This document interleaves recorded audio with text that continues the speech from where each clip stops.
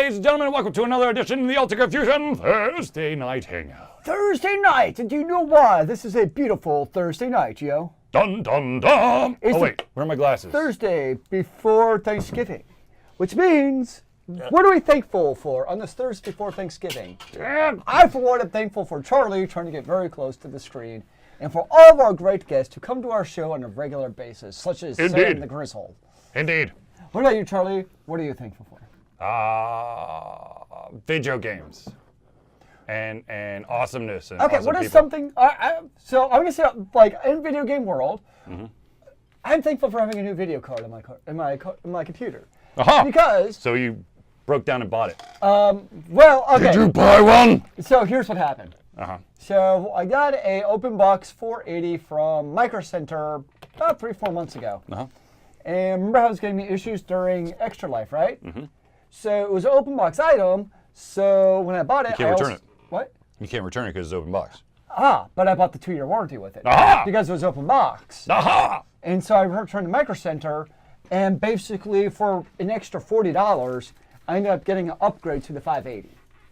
Ooh, which upgrade. When you think of like the 480 versus the 580, I was like, okay, this is worth it to me, because with the way the 2-year returns. So I can now play Destiny at full crazy max graphics on my monitor, which is very exciting. Dun, dun, dun. So I'm excited for Destiny 2 being a fun video game to play. Very good, very good. What about you, sir? I like the fact that I'm getting scared to death during The Evil Within 2. Ooh, are you still playing it? Yes. How does it go? It's one of those situations where you feel like you're like, I know that something is going to happen. I know that something's going to happen, and when it happens, I'm still caught off guard. So have you beat the game yet? Because I thought you were close. No. Well, I thought I was close. No. But it turns out there's like they've already been like 2 or 3 like twists where I thought, okay, this is gonna. Nope, it's not ending it. Okay, here we go. Nope, doesn't end it. So I'm really joyful for that. All right, so ladies and gentlemen, I guess we forgot to do this part. I'm your host, Charlie, and this is once again Zealeus, the prolific commenter himself. What's up? Woo! All right, ladies and gentlemen, let's jump right into the stories, and let me just start right off with something that I'm having a humongous issue with. No! Ladies and gentlemen, let's talk about the Mountain Dew rage. What? Momentary rage against the Dew? I'm so confused. Here we go. So, as you know, there is a tradition for me that's been going on for ever. At least, what would you say? Since we're in the wound. 6 or 7 years? Many years. For the Thursday Night Hangout? I don't like where this is going. I'm worried. All right, so, as you see, as I have always done, it is Mountain Dew mixed with Code Red. Yes? Yes. So far, I agree. Is this like going to be a Chris Angel thing where you pull a fast one? Well, ladies and gentlemen, I want to introduce you to something that's brand new to Mountain Dew. Brand new? Only for a limited time. Ladies and gentlemen, let me introduce you to the Mountain Dew Holiday Brew. My, what? Now, here's a crazy thing. What I've been doing forever, they've just released in a bottle. You know, I'm looking at the colors. Usually I want to call BS and Charlie. It's like my job. But yeah, it's the same thing. That's kind of funny. Those some of the bitches stealing my idea. Wow. I know, literally. This is. You should have patented that shit. I know. Jeez. I know, but it's the same. Anyways, so. That's really funny. I know. Have you actually tasted it to see like? No. Well, I'm gonna taste. I've got a 12-pack. I feel like I need to just like autograph all of them and hand it out to people at Big Fandom Greenville. Well, like for instance, like Coke with lemon doesn't really taste like an actual Coke with real lemon in it. It's like artificial stuff. So I wonder if like that, and it definitely looks like it. Don't get me wrong. Yeah. But I wonder if it's actually literally just, mixing them 1-to-1 ratio. If there's some special sauce behind it. We'll see. One way to find out, right? Yeah. You've had it enough where you'll know. Yeah, I've had this concoction enough. We're going to be like, nope, it's fake. Yeah, fake news. Fake news. All right, ladies and gentlemen, let's actually really start getting into it after I've done my little thing about Mountain Dew. First of all, once again, thank you for everyone who donated to Extra Life. It was awesome. I raised $330. And of course, if you want to donate to Extra Life, you can continue to do so until the end of the year. Of course, it is tax deductible. And all the money goes to the children. The children. All right, so ladies and gentlemen, let's get into the first topic. The first topic of many. Oops, nope. Hold on, wait. There we go. Ladies and gentlemen, what are your thoughts on completing a game and asking for a refund for said game? You mean like when I used to wait serve tables, and I come to a table, and the person eating like the entire frickin' $13 meal with 4 tacos, a side of rice and beans, and 6 enchiladas. And they're like, can I see the manager? The food's not very good. And I'm like, okay, whatever. I don't get paid enough to deal with this shit. So I like the way, not EA, God no. Valve. The way that Valve does it, where it's kind of 2 hours. You know, try it out, see your thing. I know there's always, you know, the games that aren't 2 hours. You know, those I'm just kind of ignoring for the moment. But I think for the most part, you know, most of the titles, 2 hours is a pretty good sample size to decide whether or not it's a worthwhile game. If you can decide in those 2 hours, and you have to play the entire bloody game, let's just say 10 hours just for the sake of argument. If you have to play the entire 10 hours of that game to decide, you know what, the game wasn't very good, I demand my money back. I have no sympathy for you. Like 2 hours I think is actually pretty generous. I'm glad they do it, but 2 hours I think is ample time. So as far as people playing the entire game and then demanding refund back, it costs shenanigans. Well, let's just take a step further. Okay. And I'm going to use an example because it's a real world example. Ooh. And that, my friends, I figured this was going somewhere. Is there's a Twitch streamer who's currently getting bombarded with complaints. That never starts well when it's a Twitch streamer. So this streamer has enough to have a subscription, which means that people are basically doing some kind of pay. You know, you could also donate, but he's getting money for playing games on stream. However, what apparently is his deal is that if he can play through a game and finish it right around 2 hours, he will, on the stream, go into Steam and ask for a refund. See, to me, that's just bad faith. Like, I mean, yes, by the letter of the law, you can play it under 2 hours. Well, actually, I said around 2 hours. Yeah, like, to me, there's a certain spirit of the system, too. It's kind of like, once upon a time, REI had full-on legit, bring any damn item back and we'll refund it full price, no questions asked. And what ended up happening is, people would hike in their damn boots for like 6 straight years, every day of their life, and then bring it back to REI and be like, I need a new pair of boots. And they get a new free pair of boots, and because of that, you ruined it for the rest of us people who actually use it in a responsible manner, and now they actually like, sorry, you have to have your receipt, and it's in a year, and all this stuff. It's because people take advantage of return services. So when you have a game, especially when you're doing it on a Twitch stream, obviously for monetary gain, which it sounds like he's doing because he's got his streamer people, that's just, that is morally bankrupt. That's the best way I can put it. But hold on. The thing is, every single time you ask for a refund, you have a response box that you have to fill. Sure. Okay, so I'm just going to give you the background. There is a streamer, I'm not going to say his name, but he played through the entire Sonic Forces game, which he played for 2 hours and 40 minutes. Okay. Some of that was the game crashing. He had to reload the game, so it's probably closer to like 2.5 hours. Okay. All right, so this individual played through the entire game. Then went on to Steam while on the stream, and basically what he put in the reason was, hello, I thought that this was a different Sonic game and I meant to buy another one instead of this one. I realized that this is the wrong one and I would like to refund it, please. Thank you. Yeah, bullshit. First of all, it's over 2 hours, so they shouldn't have done the refund. Second of all, that is, if I wish there was a way to like find a percentage of game done, and if that person's anywhere near that, you know, like they only have like one more bite of steak on their plate, they're not entitled to a refund. It sounds like the kid who like, oh, I did the wrong page of the homework. I must have read online wrong. Can I get an extra day to do my homework, please? I'm like, no. No, but the funny thing is, viewers, a lot of the viewers and a lot of individuals outside the viewers started complaining that this guy is abusing the system. So what does this guy say to everyone? Hey, this wasn't the first time I've done it. Oh yeah, that makes it so much better. But You're already being an asshat. Now you basically, I don't know, crowned yourself asshat god or something. But that's also kind of part of the shtick on Twitch, because I'm guessing he had followers on Twitch who like, ha ha, that's so awesome, you're so cool. Because, you got different Twitch people who do their own special little thing here and there. So you're going to have people who get their own audience in their own way, and this sounds like his type of personality. And basically what he's saying is he'll continue to do so until Steam starts rejecting his refund request. Yeah, that's not cool. At this point, if he's been doing it a while, shouldn't there be like a red flag that's going off going, this guy is returning 85% of the games, and he's played, let's just say 40 games. Mm-hmm. Yeah, I'm not fan. Yeah, that's just being a douchebag. I mean, I don't know how else to put it. Mm-hmm. Mm-hmm. What do you think?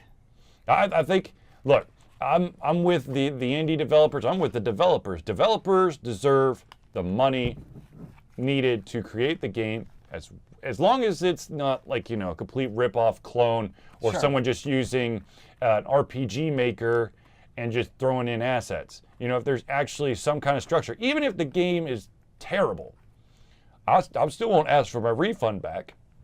I mean, it's kind of, sometimes like you watch a movie, and let's just say you go to see a movie in the theaters. Guess what? Sometimes it's not as good as you thought it was going to be. Yep. But you still paid for that service. Mm-hmm. So I just have a hard time really taking anybody who does that kind of stuff seriously. It's like someone goes into a grocery store, gets a 6-pack of beer, and drinks 5, and leaves about a third left in the last bottle going, you know what? This wasn't the beer I was supposed to buy. So I need a refund. You're saying I should return this on the way home back to Publix and be like, this beer was actually really good, but it's not actually the beer I wanted. See, I was looking more for an IPA. So I've actually done that before. As a Publix, I had my cappuccino chip ice cream. I was so excited. I got it. And I get home. I take it out. I put it in my freezer. I didn't even look at the container. I open it up, I dig into it, and what do I get? Freaking peanut butter chunks. Nice! I'm like, no, my life is ruined. But I didn't return it, because guess what? It was my own damn fault. Like, I have a hard time making somebody else responsible for the fact that I effed up and grabbed the wrong damn container of stupid peanut butter chunk crappy ice cream. You can tell, hey, I have strong feelings about this. Terrible! What's wrong with peanut butter, son? But, you get the wrong damn thing, live with it. I don't know. Look, I understand if, you bought yourself, a shirt or a pair of pants, and the first time you try to put them on, you're like, either, oh my God, I'm swimming in it, or, oh Jesus, I can't actually get my body into it. Then, yeah, sure. Yeah. Go get a replacement. Well, we have return policies for a reason, which are fair. Yeah. As long as you use it reasonably. Well, they also have changing rooms at the store usually. If you care to use them, if you don't feel like, worry about the weird, grimy diseases that may be suffocating the changing rooms and are going to infect your every being once you take off your clothes in the changing room. It's been known to happen. Wait, you take off clothes in a changing room? I just put the clothes on top of my old clothes. That's weird. Wouldn't surprise me. But that's just weird. Now, Goodwill, I can understand. Mm-hmm. Not that anything gets Goodwill. I've bought plenty of clothes there. Although they have the interesting system where, in order to actually get into the changing room, you have to, press the little button for the little, person to come around and let you in. It's not just the open-close policy like some other changing rooms. I don't know. Probably because there's no, sensors or anything like that, and chances are, if you're getting stuff there, it looks just like everyone else's clothes. Sure. So, used. Right. Now, I've never actually refunded a game. Have you? Refunded a game? Yeah. I will ask for a refund for a game. Mm-mm. I never have. I usually, with very rare exception, do I return anything. I returned a router because it didn't work, and I just exchanged it. I returned a tablecloth because I got a black one instead of a red one, which is what I ordered. I've never returned a movie. I've never returned a book. I've never returned a game. Well, here's the other thing with video games. It's most video games you're buying, you can look at the damn reviews. You can go on YouTube and see what video gameplay looks like. And there's a lot of research you can put into them before buying a video game, which, not just video games, but in general. The internet is at your fingertips. Yep. You can know pretty damn little close to what you're getting before you purchase it. So you're not like totally mistaken when you get it and be like, oh my gosh, this isn't what I thought it was. Look, I do not like, especially when it comes to screwing around with developers getting money. I don't like people gaming the system when it comes to purchases or whatever. If you want to game this, if you want to game the system inside a single player game, more power to you, dude. That's your experience. It's not going to affect me. Sure, you could probably find some crazy stuff that's hidden in the code. All right, cool. Of course, that could probably get the company in trouble, but whatever. Chuck should return those glasses. I agree with you, brother. Negative. All right, ladies and gentlemen, let's move on to the next one. And this one is the one that I want to talk about because it's on the list. Duh. Okay, so Big Fan of Greenville is actually starting tomorrow. Tomorrow, Charlie goes tomorrow. Yes. So Big Fan of Greenville happens tomorrow. Alter Confusion, of course, will have a table there. And after discussing what was going on with Big Fan of Greenville with some of the staff, it was made apparent that I had only verbally said that about panels. So I never actually submitted the actual form. That's why there was no panels. Oh. Which Alter Confusion will now have panels. I don't know. I've got two. I'm not exactly sure what the order is, but one's going to be at 10 a.m. on Saturday and one's going to be at 11 p.m. on Saturday.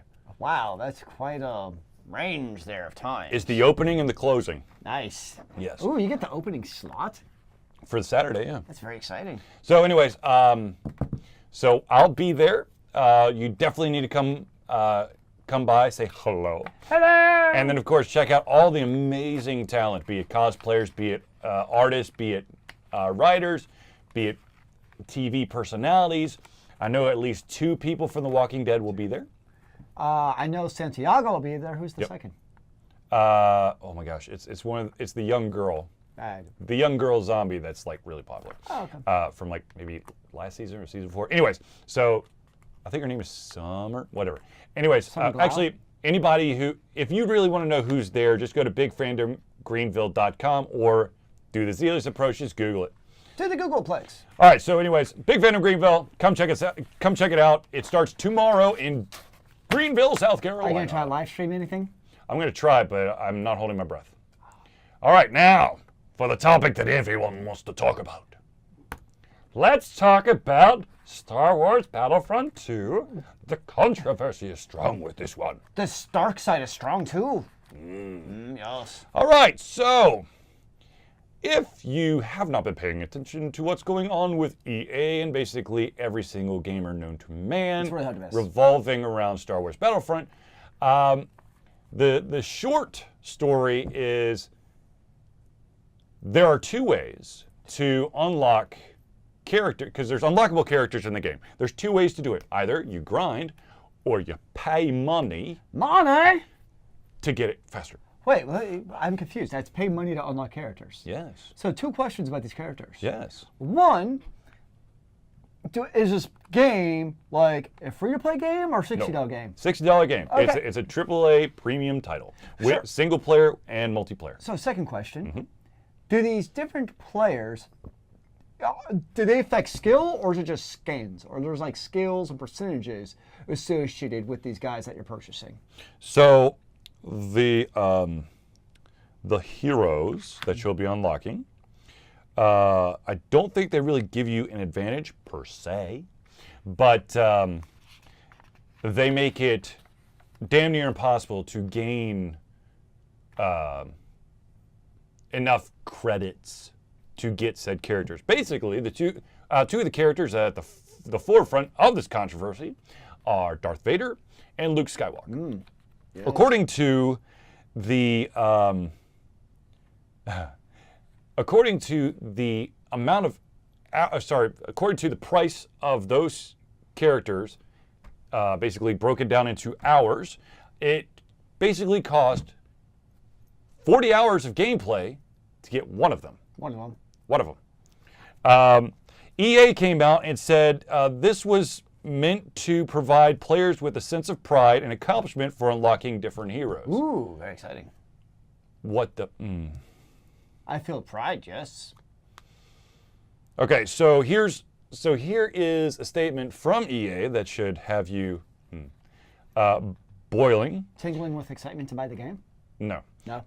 As for cost, we selected initial values based upon data from the open beta and other adjustments made to milestone rewards before launch. Among other things, we're looking at average per player credit earn rates on a daily basis. And we'll be making constant adjustments to ensure that players have challenges that are compelling, rewarding, and of course, attainable via gameplay. Having to play 40 hours to unlock a character just because you like that character is not attainable. Well, to answer my own question, I don't know about the characters per se, but the loot boxes, because it's all about loot boxes, Yep. there definitely are skill card things for upgrading your character stats that are associated with that. Yeah, oh yeah, of course. And so EA has changed the algorithms and other things, so it's not as much buy to play, but there definitely is the pay to win aspect that's associated with all this too. Sam brought up one of the things that we were going to discuss, and that's the fact that this issue is the most downvoted post in the history of Reddit by like leaps and bounds. Well, the big issue with Battlefront 2 or Battlefront 2 is, so obviously we had the Shadows of Mordor not very long ago with really the same exact situation. You know, it's all hidden behind loot boxes. The two big differences, one, everybody already hates EA to start with. This has the Star Wars franchise, which just gives it a bigger audience, and we're talking about PvP now. At least with the Shadows of Mordor, you're talking, single player campaign. Okay, it still stinks, but at least it's single player. Whereas now you're talking about competitive balance in a PvP game with being able to pay $60 for a AAA title, and on top of that, now you can pay to win over your titles. That's why I like playing Overwatch, $60 game. I have no problem with the loot boxes because they have absolutely no bearing whatsoever on my gameplay. Whatever, man. You get the right skins, you play awesomer. I do feel much awesome. Look, I'm going to say this right here, right now. There are certain skins that if I put on my characters in Paladins, I do amazingly well. I don't know what it is, and literally it's a skin change. Maybe they're giving you stats and they just don't tell you. I don't know. But okay, so real quick, to finish off the little statement from EA, our team will continue to make changes and monitor community feedback and update everyone as soon and as often as we can. I'm convinced. So, let's fast forward to, I don't know if it was today or maybe like a couple days ago. EA responds to all this outrage and the fact that it has been the most downvoted post in the history of Reddit. Please tell us how it is. They did a fire sale. 75% reduction in the cost to unlock the game's heroes. Wow, that's exciting. So, yes. But now, what about those people who, so, yes, I understand. You bent to the will of the people. All right. But they should really have thought about, okay, yes, playing 40 hours to unlock a character, that's crazy. But knocking it down by 75%, no, sorry, the price by 75%, I don't know how it would equate, I guess it would be 75% of the time that was required. So that would be, what, 10 hours. 10 hours? That's still a lot. But anyways, Now, here's the other issue with this. So everybody's getting all up in arms over Battlefront 2. Okay, life goes on. But what happens when the next AAA title comes out and the same thing happens? Is it going to be the mighty uproar of Reddit again? Or are the publishers like, you do this enough times and people are just going to stop caring? As people kind of start getting to a certain point where, that furor and uprising that they're having over Battlefront 2, I keep on saying Battlefield.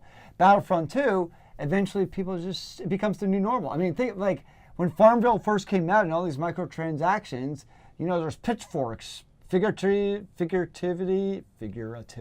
and literally, and people are like, crying in the streets. And now it's like, what? Your game doesn't have microtransactions? What's wrong with you? You're not making enough money. And so I feel like over time, unfortunately, people are going to become numb to this.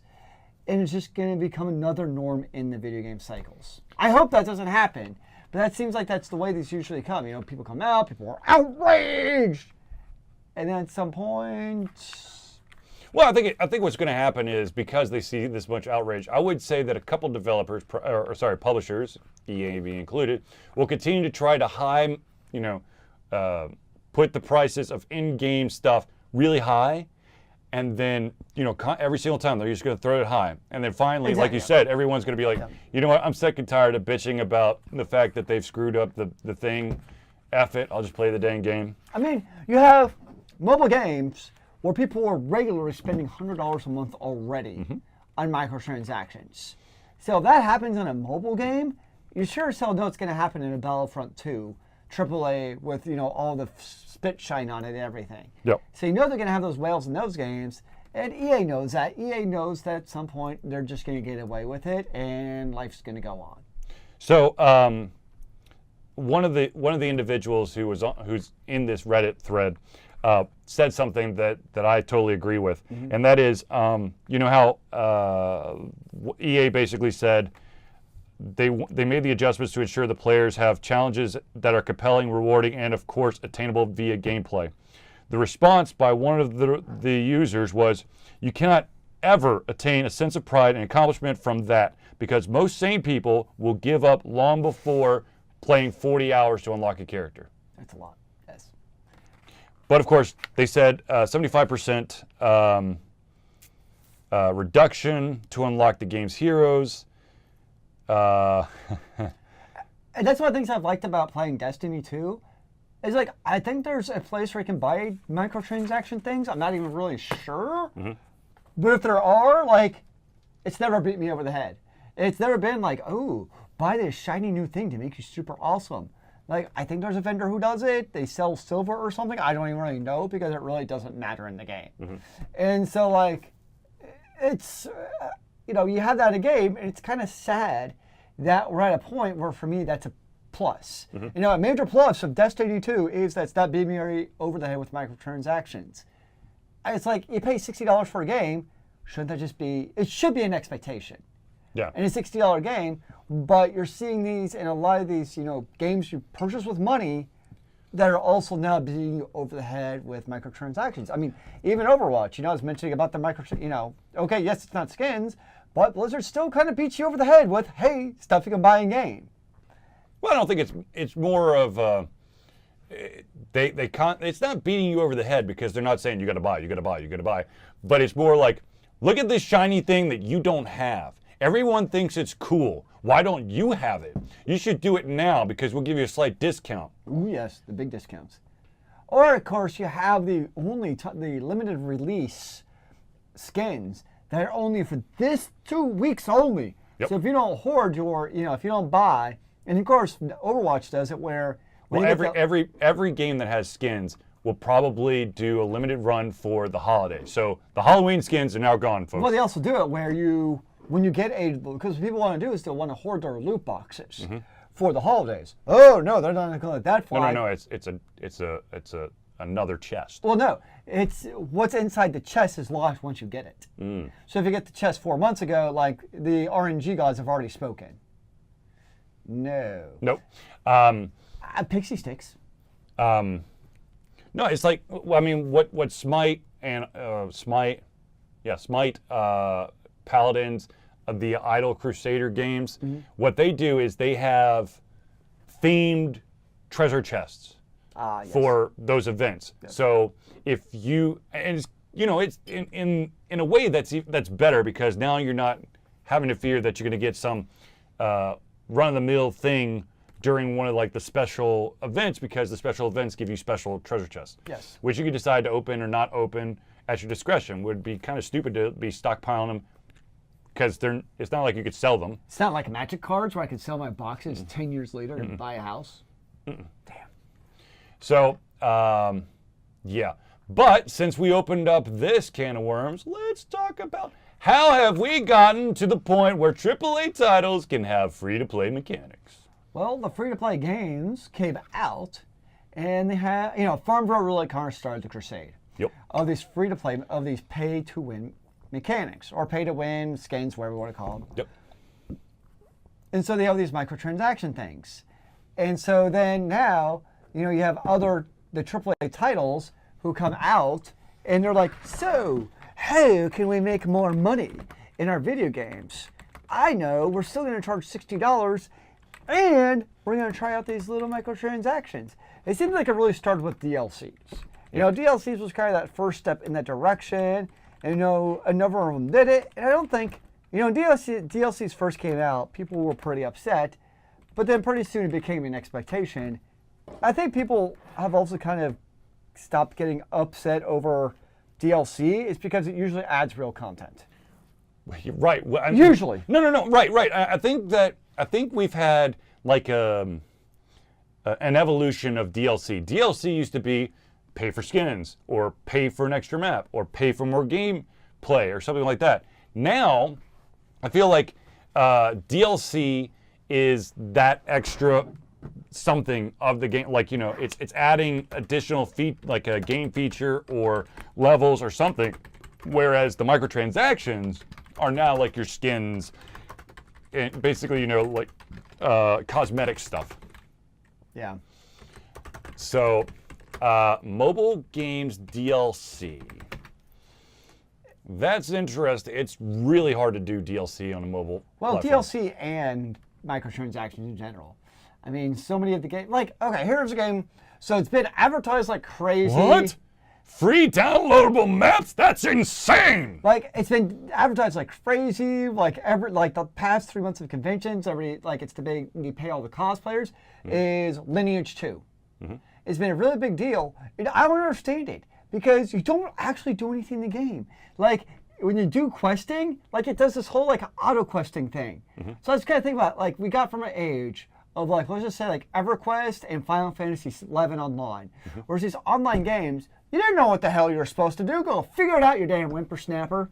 Whereas now you have to talk to everyone in the town. One of them's bound to have a quest for you. Whereas now you have Lineage 2, and, like, you start, and literally all you tap is the next quest button. And your character goes and does all the attacking, all the power-ups, and automatically goes talks to the NPCs. It's like you're watching like a movie that you press play on occasionally. It's the digital version of Progress Quest. It really is. Like, I don't get it. Like, I tried it for an hour. I'm like, this is the most boring thing I've ever done in my life because I'm not actually doing anything. Look what you're doing. You're like mind bending to do what it is. I'm watching my chick go cast lightning spells, and yay! That's about it. Like, and then it turns out that Zealeus didn't turn off the autoplay feature. Yeah, so funny story is like, when you're playing, it's like, okay, I'm going to go attack these boars myself, right? Mm-hmm. So I start hitting the attack button, I'm like, sweet, I'm doing it myself. It takes you out of like auto play. Mm-hmm. But like, if you sit there idle for 5 seconds, guess what happens? Auto! Oh, it autos again! I'm like, this is dumb. Like, I'm done. I can't handle this. All right, so of course, we're talking about BattleFront II, another game that the free to play mechanics, microtransactions that are in premium games. Another example, of course, is Middle-earth: Shadow of War, and there was that controversy about if you buy this, it goes to charity. However, you have to be in certain states, and it can't be international, and they're going to pocket a lot of the money, not to the charity. You've also apparently. EA's latest Need for Speed title. I've heard bad things about that game for being pay to win too. Yeah. Never played it. The only driving game I ever actually liked was Cruising USA because you didn't actually have to be good at it. So basically, Need for Speed paybacks.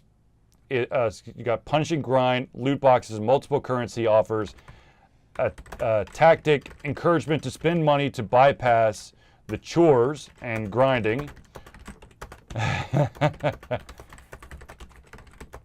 So if you it's buy the shortcut. Yeah. Which is just, I don't know. I fear that this, I'm almost 100% sure this is going to become the norm, and that makes me scared because they're going to be, once there's everyone's doing it, then you're going to get nailed with, like the crappy stuff. You're going to find those people are going to nickel and dime you for all that you're worth. And yeah, I think thankfully you're always going to have a couple developers out there who to do it the right way, where you just pay money once and you have the whole game. You always have right, but that's when the developer's in control. When you have a publisher, sure. I mean, you're always gonna have a few out there. I mean, Bungie's a pretty big publisher, and they're not making it pay to win in Destiny 2. So you're always gonna have a few games out there who I think do it the right way. Independent of whether or not the game's good or not, they're at least not gonna have all the microtransactions baked into the game. Yes, the monopoly effect. But then, of course, you're going to have the, now with the big ones like Activision and EA, where the only thing that matters is the bottom line, nothing else. And they're going to do everything to ink every last cent out of every video game published, which also, of course, means shutting down their little divisions that don't make enough money. So, I mean, but what's really happening is, you got the free-to-play that's got microtransactions. Either it is pay to win, or maybe it's just, if you like the game enough, you want to get it, customized or something like that. So the individual who makes a free-to-play game, free-to-play game, they're hoping that people will buy in and buy stuff, so they get revenue. Now, of course, when you have a publisher as big as EA, they're going, well, we like that part, but we don't want it to sell it for free. So we'll do the best of both worlds. We'll charge you for a premium price, at least $60, and then we're going to nickel and dime you. Just wait till it has energy. Let's see. Energy in a $60 game. What do you think? Oh, Jesus.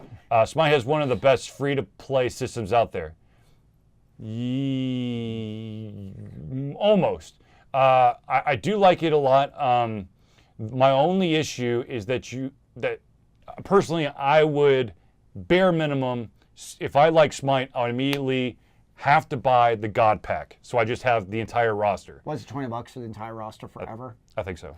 Yeah. Which is not a bad deal. Whatever God comes up, it automatically adds it. Yeah. My issue with the way that Smite does is they do a rotation for free. You get to play the characters for free. They get rotated in, rotated out. So if you gain, of course, I think you might be able to buy per God, but that would be... Yeah, you can. I don't know. But if I'm going to do free to play and not pay any money, I actually would prefer that it rotates versus, I know Heroes of the Storm has a few core characters that stay there all the time versus where if they all rotate and you're not purchasing them, then you get the variety to check out. I actually like this god. I'm going to pick this one. I think Smite has some ones that are locked in, but then it's outside a certain core. That's how Heroes of the Storm. They're rotating in and out. Yeah. So I mean, I do like that. It definitely allows for individuals to check out all the gods instead of having all the gods and going, ooh, I don't know who that is. I'm always going to play the same gods I've always played and maybe try out a new one that's in the class that I like. So, right, you can rent it, the character. Oh. I have the God Pack, so I've never done that. Yeah, I've got the God Pack as well. But it does worry me greatly that you've got, a $60 title that's now trying to live off of it's basically a subscription without having a subscription, because you're going to have people who are going to continue to buy stuff, and so you're going to get a revenue stream coming off a game that they already bought. Well, let me ask you a question too. So one of the mechanics in not Destiny, BattleFront II, is the in-game currency, whatever you get to unlock characters, it's based only on hours played, games played, and it has nothing to do with skill. Do you think that's good or bad? Hold on, say it again. So here's the thing, is when you get the currency to unlock special characters and whatnot, it's based only on the fact of how much you've played, not your skill level or how good you are at the game. If you put in the time, you should be able to do. I mean, it's like I'm okay with that. If you put in the time, you should have some kind of collection mechanism. It's like when you it's like, oh my God, I'm trying, like some of those rogue games where you go until you're dead and then you go back to town. Rogue Legacy. You you basically collect, you're collecting items and all that stuff, and when you die, you're basically your future kin inherit that stuff and then move on. So basically saying that, I've put in 20 hours and there being some kind of like, constant influx of special credits or something for just trying, though that would be, you could game the system by just leaving the system on. However, oh God, then you'd have a bot and it gets all kinds of crazy. But look, if you're willing to put in the time to gain a reward, I don't think, there are definitely things out there in every single game that are for like proficiency and excellence in certain regards. Did you get 5 Snarf Quest? Snarf Quest has, well, do you consider episodics DLC?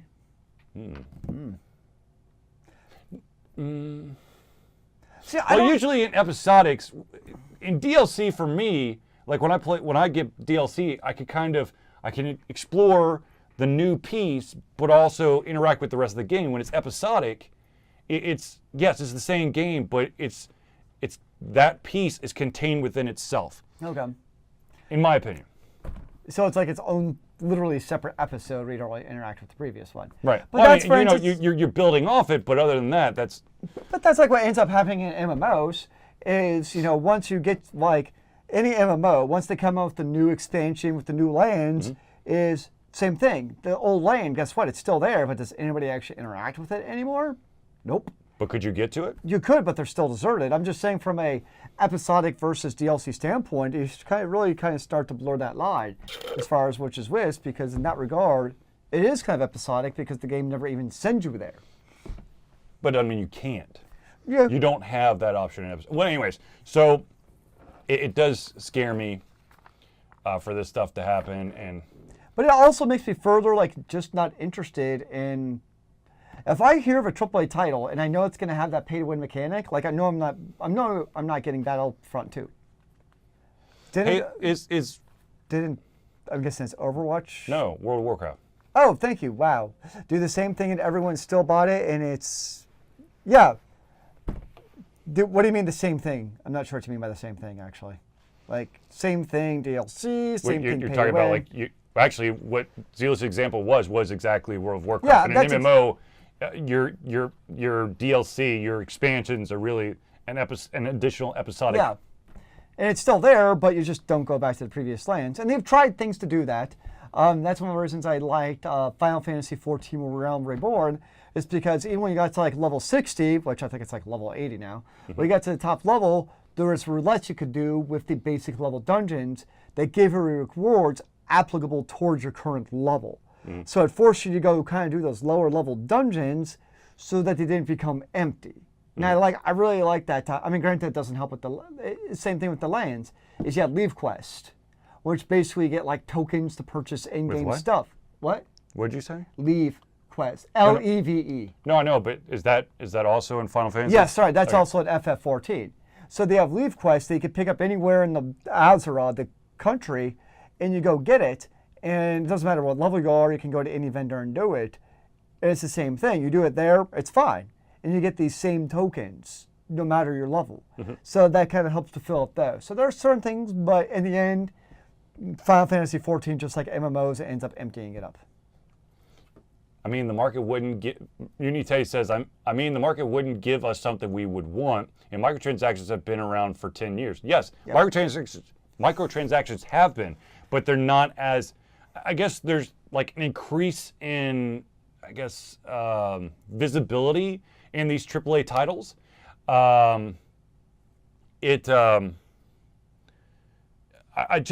Yes. I mean, oh God, how do I explain this? Yes, microtransactions have been there around forever. When you see something that is changes the way that individuals can play the game simply by paying to basically skip things, that to me is an issue. Especially since I've already put down $60. Why are you basically pushing me to pay an additional, 20 so that I can magically be somewhere else? Didn't the original Battlefield flop? Surprised Front 2 was so popular right off the gate. I never played Battlefront. I don't know. I don't know either. I'm not exactly sure. I do know that, speaking of flops, side note, Microsoft, of course, has announced that they're going to be releasing Halo Wars 2. Woo! To which I say, what the shit is wrong with you? Because Halo's War, the first one, was so terrible that it shut down the development studio called Ensemble Studios. The studio was also in charge of Age of Wonders. Ooh. So now they're coming out with, once again, real-time strategy games on a console where you're utilizing a control is ridiculous. That's a terrible idea. Well, they're doing it again. Oh, yeah? Anyways, let's see here. Mutiny said Battlefront didn't flop because it was Star Wars nostalgia. Okay, so yes and no.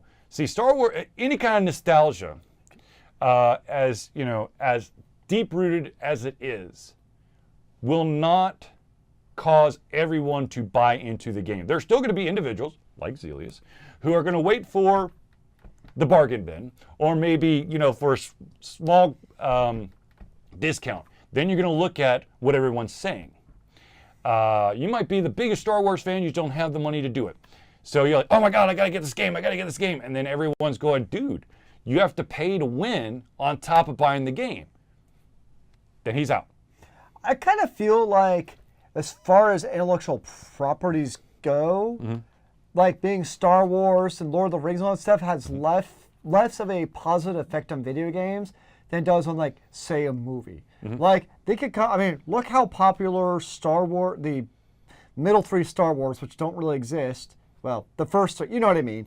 The last three that came out before the most recent one came out in the theaters, and they're... Episode 1, 2, and 3. Thank you. Weren't exactly great, and yet they still made billions of dollars. Versus, I think video games are different, where if, you know, Battlefront 2, beyond the whole, like, DLC stuff and microtransactions, if it's actually a bad game, people just won't buy it. I think video gamers are much more discerning in terms of that regard than the general audience is to go see a movie. But I think it's also, I think the other thing is, when you're watching a movie, you're a passive participant. Whereas in a video game, you're an active participant. You're actually trying to affect things. And if the way that you want it to, the way you want to play it, if you can't do that, or basically someone slapping you upside the face going, you know, you could be playing the way you really wanted if you just paid us an additional $25. What about microtransactions in like movies? Oh, Lord. Like, do you want the real ending? Like, you know, what do you want to see? Do you want to see Kylo Ren win or die? You can pay different money depending on which ending you want to see. Now, I'm not saying, okay, so Munite says more people are like Charlie, where they will buy it just because it is something familiar. Yes, name recognition is huge, but that, once again, will only take you so far. Case in point, Assassin's Creed Unity. Sure, a lot of people are like, oh yeah, Assassin's Creed, this is going to be amazing. And then they jumped in and... But like, to Mooney's point about how like Marvel is doing great because it's a superhero movie, so even if you don't want to watch it, you still was because it's a superhero movie. But I also think, like, take a look at... Green Lantern. Yeah, take Green Lantern or Counterpoint. Suicide Squad. Is basically everything from DC except for Superwoman. Superman Returns. That's Wonder Woman. Wonder Woman, sorry. Wonder Woman it's all been terrible. And yet, at the same time, I guess to his point to kind of validate it, if there was any other franchise, like, they would have stopped releasing them a long time ago. But because they are DC, people still watch it. Now, granted, like, a lot of people watch the Marvel stuff because it's actually good, but people still watch these terrible DC movies because it's DC. It's still, like, we're still waiting. I know Wonder Woman was great. Yes! Mutiny Teddy just declared me victor because I said Green Lantern. And he can't beat it. Like, people are still going to go see, a lot of us are still going to go see when it comes out, it's Justice League. Even though, I'm not. like, you're not, I'm going to, even though it's probably going to be a lot more like Superman, then it's going to be like Wonder Woman. Superman versus Batman, man. Don't make me punch somebody in the face. I can't stand that movie. But it's so much better than Superman Returns. I'm trying to keep it cool. Woosah. So, Goose Fraba. I don't know. It's name recognition definitely does help. You're right. We'll see. I'm hoping Justice League is good. I'm not hopeful. No, name recognition is literally everything. Unless you have a lot of people who want to rally around an unknown, then you're never going to know about the unknown. Whereas, you can make or relaunch a franchise over and over and over again, like Spider-Man, over and over and over again. And people still go and watch the damn reimagining of the reimagining of the reimagining. But there are going to be some people who are finally going to be like, nah, I'm good, dude. Sam Grizzle, movie industry won't take risk anymore. Produce a new movie or make Scooby-Doo, which guarantees profit regardless if it stinks. Someone is name-dropping a movie that they'd like to see made. But you're right. We're seeing reboots, reimaginings, or sequels. And the thing is that sequels aren't guaranteed. Case in point, and I know that everyone just loves this movie franchise, National Treasure is supposed to have at least a number 3 and a number 4, potentially a 5. Ooh. However, there's only 2 of them. Well, look at The Mummy with Tom Cruise. Yeah. That was supposed to be a whole scary movie monster type of franchise, and yeah, that's not going anywhere now. What about Hellboy 3? Oh man. What about Pacific Rim 2? Oh, actually, this is happening now. But that's also, to Sam's point, that's why a lot of people, myself included, are now all about getting into stuff like on HBO and Netflix and Showtime. However, Netflix and I guess the mass populace, I think we're in this, it's getting a little bit too saturated with the Marvel properties. But you still have they still have very unique titles. You're right, there's a lot of Marvel stuff, absolutely. They need to cool it. But they have stuff aside from Marvel that they're doing. Original programs. Yeah, you look at HBO with actually some of the anime obviously that Game Netflix of has come Thrones. out. And then you got, besides Game of Thrones, which everybody knows about, you still have, the original Sopranos. You now got Westworld. You have all these True Blood. Showtime has stuff. I mean, all these. So Skinemax has stuff. So to me, it's almost most of it's late night. It's almost like the golden age of television shows, really. Well, it's because they get to create a show that doesn't necessarily have to be tailored to an audience in a specific time slot. Yep. It makes it a lot easier. So that's what sucks me in. And I'm really excited. I want to watch when I have time now is the new Fate that is being produced by Netflix. It looks really cool. So Munite says, why don't you do a reimagining version of Altered Confusion? Oh, we have. In what regard, sir? And technically we have. If you've seen some of our early works, then you would definitely see that there has been a reimagining of what we could do. We're in version 18.5. I was going to say 37.4. But anyways, yeah. I'm not for it, but what can you do? So, but the reality is, I think, I don't know if Charlie may agree with me, is as much as people are throwing a fit over BattleFront II with the microtransactions in AAA titles, I think we've already seen from other AAA titles, they're not going away. They're going to continue because those publishers want to eke every single possible penny out of our souls. So as much as we want to rail against the machine, they ain't going anywhere. And we were telling, Munite says, oh, it's just making a joke how everyone is doing reimagining reboots. And technically, Altered Confusion literally has at least done reboots. We have, yes. I've personally rebooted at least 3 times of what Altered Confusion is supposed to be, or what the focus of Altered Confusion is. No, 4 times. 4 times? 4 times. 4 times. I don't know. Maybe 5. I don't know. But anyways, let's move on to the next one. And that is, of course, once again, ladies and gentlemen, there's an amazing convention happening next year, March 9th through 11th, 2018, called Andocon. It is a gaming convention around board games, pencil and paper, dice games, and of course, card games. It is awesome. And of course, we will be there in some kind of capacity. Of course, amazing creators like Craig Campbell. Sorry, my brain just, I split 2 different directions. Dave Lupo, Sean Patrick Fannin. That's right, because they got the stretch goal for him. So he's coming in, which is awesome.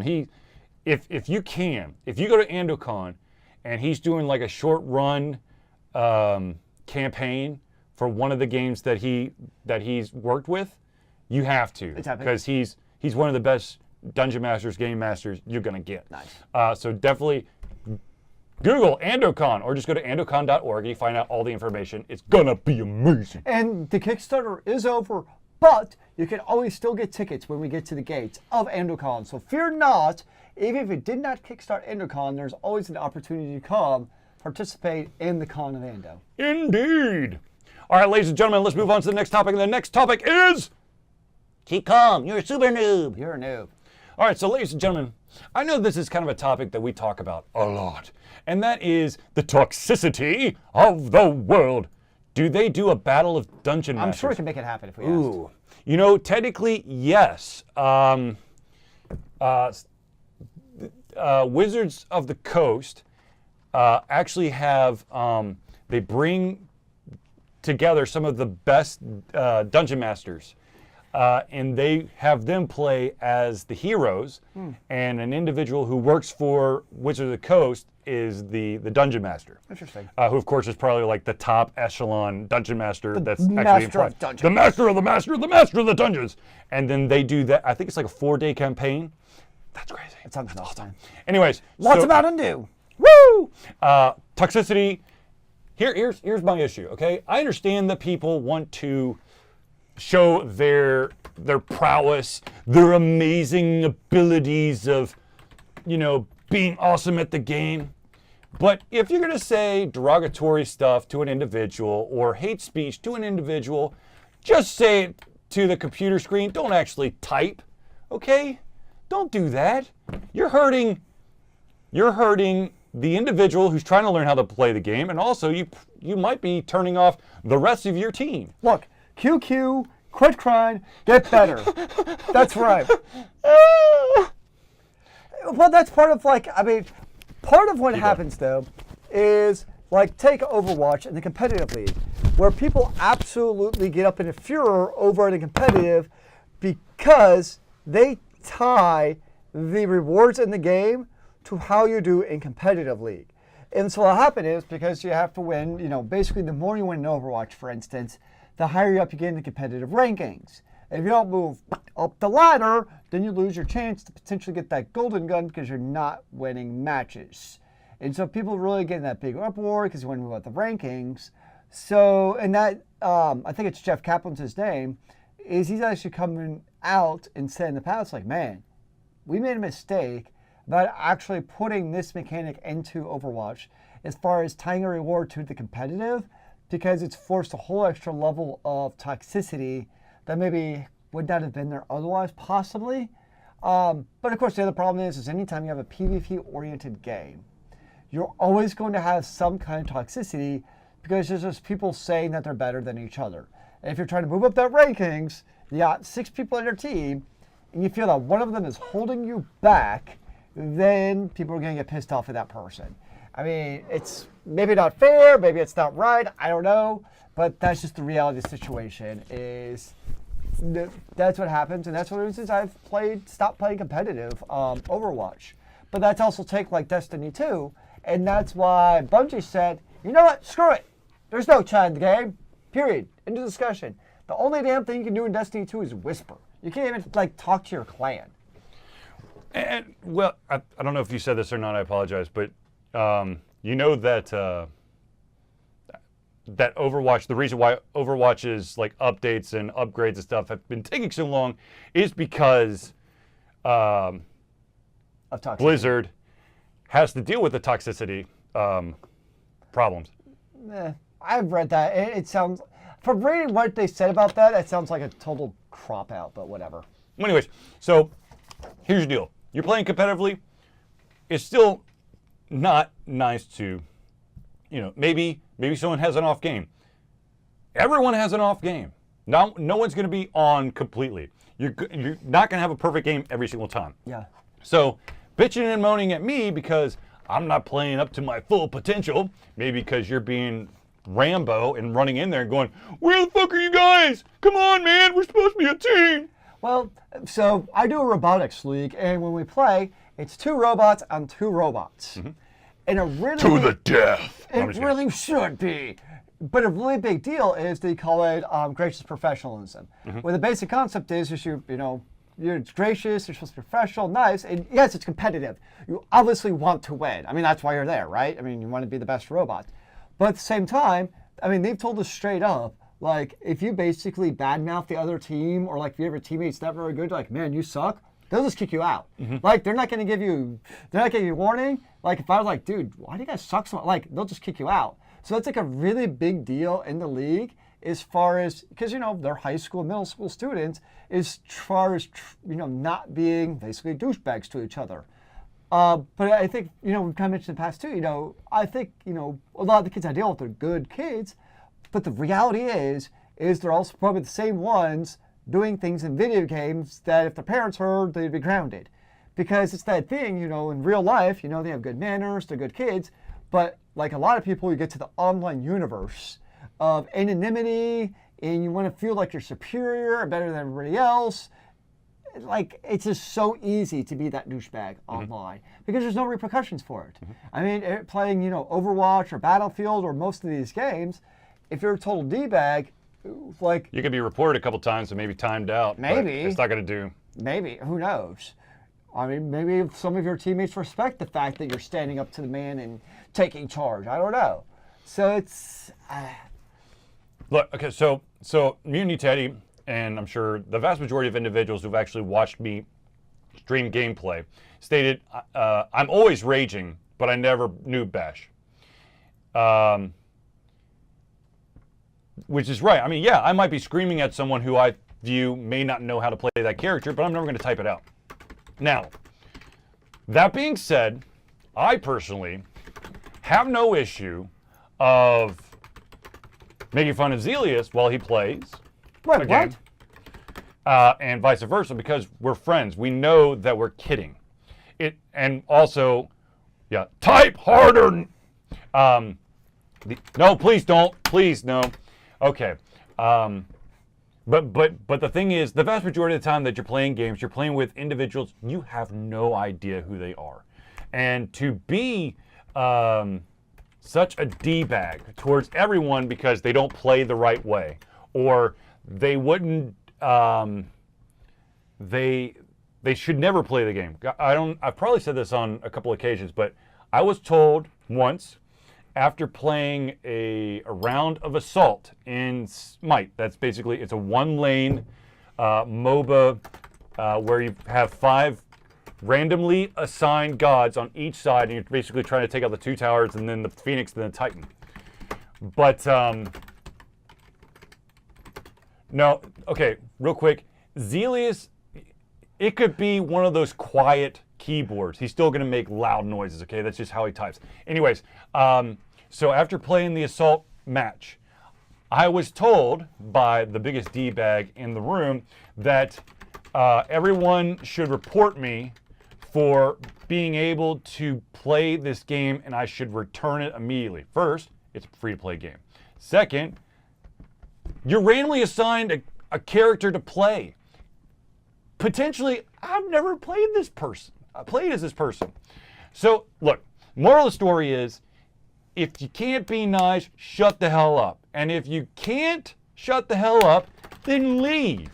Go find yourself a nice, dark place. That's one of the reasons why I used to play Team Fortress 2 a lot. One of the reasons I actually really liked it is because I was part of a clan, the Me Fight clan. And we played, and yes, it was competitive. You wanted to win, but there's kind of like Charlie said, like we're friends, we get smack talk with each other, but there's a very clear line you didn't cross. Particularly relating to like misogyny or racist epithets or anything. Like there's kind of that, good nature playing, and there's that line. And, we all know what that line is. You can be like, Will, is this crossing the line? Is this crossing? No, we all know what that, you just kind of know. Well, it was very clear, and that's one of the reasons I really liked it, is we could be competitive, we could have fun, but there was never going to be that, STFU noob, get out. It just wasn't tolerated. Right. And that's why I liked it. Well, I know this is, so I've played fantasy football for years now. And the first time I played in one of these leagues that I'm a member of, I put a lot of emphasis on kickers. And so from then on out, just to be dicks, every single time we draft, he's like, dude, there's another kicker. You got to get the other kicker. Which is good-hearted fun. Yeah. Yes, does it piss me off? Absolutely, because I fucked up the first time. But it's not like they're calling me an idiot, I should quit, remove yourself from the game. And also, don't rage quit. Are you kidding me? Dude, I don't care if I'm having the worst game or I'm excelling but the rest of my team sucks. I'm still going to play until the bell rings or whatever. Can I rage against the show and just storm off? As long as you take your mic off, yeah. Damn it, that defeats the entire purpose. I know. But nothing's going to go flying. Please don't. I've seen what happens when an audio box flies. I don't like it. Oh, God. Do what I do, okay? I don't do like racial epithets or anything like that. But if I have something not nice to say, I just yell it at the computer. Because my mic, and I'm not going to type. I'm not going to type it out, and I'm not going to vocalize it through the game engine. I won't do it. But I can be both an absolute prick and a rager. Alrighty then. Ladies and gentlemen, there's this beautiful thing called Patreon. Patreon gives you the chance to help out creators like ourselves. If you like what Ultra Confusion does, you like seeing us at conventions, you like seeing us do our shows, and maybe some other stuff on the side, maybe interviews with developers, and you would like to help in our cause financially, any range, $1 all the way up to whatever. I know I'm using my hand like Hadouken, ha!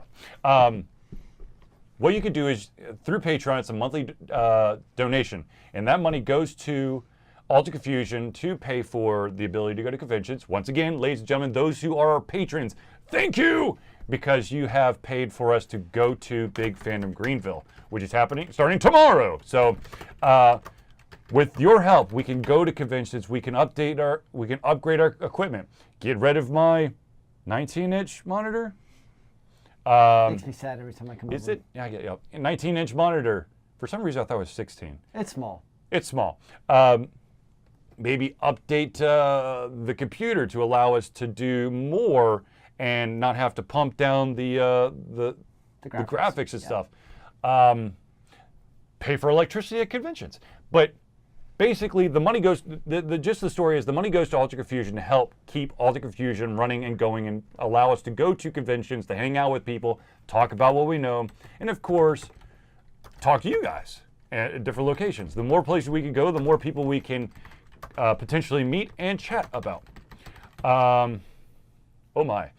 But if you do not feel like that you want to do a monthly donation, but you still want to do financial donation, you of course go to our, I think it's like Donate Now button, which is our PayPal account that goes to us as a one-time thing, and that helps us as well. If you don't want to do a financial pledge, but you would like to help Ultra Confusion out in some other way, the first thing you could do is anytime that you see a post from Ultra Confusion or a video from Ultra Confusion, actually no, before that, subscribe to our YouTube channel, Ultra Confusion LLC. Follow us on Twitter, Ultra Confusion. That's at Ultra Confusio. That's Ultra Confusion without the N, because the N would blow up the internet. Of course, you could then like us and follow us on Facebook at Ultra Confusion. And of course, go to our website, www.ultraconfusion.com. And for those of you who are watching the recording of this or listening to the recording of this, every Thursday night. With the exception of probably next Thursday, because that's Thanksgiving, we do a live show. What if we want to thank the audience live? Huh? We need to thank our audience live. We need to thank our audience live? Yeah. Thank you, audience live. Oh, Thanksgiving, you nimby wimby. Oh, yeah. Anyways, follow us and then retweet, share. I love the fact that people are liking Ultra Confusion stuff, but to do something even better, please go share it, please. Anyways, ladies and gentlemen, I unfortunately have discovered that we are at the end of the show. No! I know. It is very sad. But ladies and gentlemen, I do want to take a moment to remind you that tomorrow does start Big Fan of Greenville. So if you're anywhere near or around the Greenville, South Carolina area, please come check out the convention. Of course, AndoCon's happening next March. You still have time to donate to Extra Life, be it for Alter Confusion or any of your friends out there. If you don't have anyone that you know is doing Extra Life, you can donate it straight to the Extra Life organization. That money, of course, would be given out to the affiliates in your area. Of course, for us, that's the Atlanta Children's Healthcare Atlanta, which, of course, myself and most of my family members have been about. You've been at. health-cared. Yeah, health-cared. So anyways, ladies and gentlemen, I do want to thank everyone out there who, no Alter Confusion, no chess club, damn Thanksgiving. You can play chess online. We'll see. Maybe I can finagle something. We'll see, okay? I'm not promising anything, but I might be able to finagle one or two little bitty things. But anyways, what are we both thankful for? You missed at the beginning of the show. I'm thankful for a new video card so I can play Destiny 2 at maxed out ratings. I'm thankful for having people that I can talk video games to. Yay! All right, so ladies and gentlemen, thank you for tuning in to the Alter Confusion Thursday Night Hangout. For myself, Charlie, and Zealeus, it's been a pleasure giving you everything coming out of our heads, our mouths, and of course, our hearts. We'll be back after Thanksgiving to give you another Thursday Night Hangout. Now, of course, if you're following us on Twitter, Facebook, our website, and everything else, if there is a slight change to the schedule, you can learn about it there. Just in case I am able to do something. But anyways, thank you for tuning in, and we'll see you soon. Remember, kids, keep on gaming in the free world. Amen to that, brother.